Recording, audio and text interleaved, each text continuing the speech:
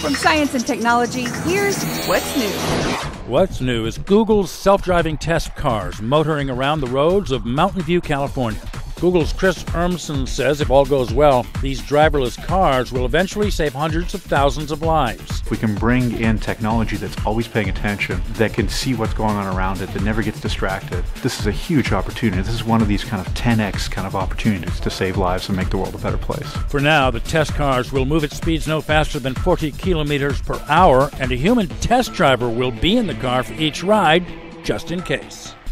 Along with saving lives, there are other major benefits of driverless cars. For instance, their ability to return home to park, waiting to be summoned by its owner when his or her workday is over. When you start to think longer term about the impact on cities and the ability to reclaim space and to reduce congestion and free up parking, this is something where we can have a huge impact. For VOA's What's New, I'm Todd Grosshans.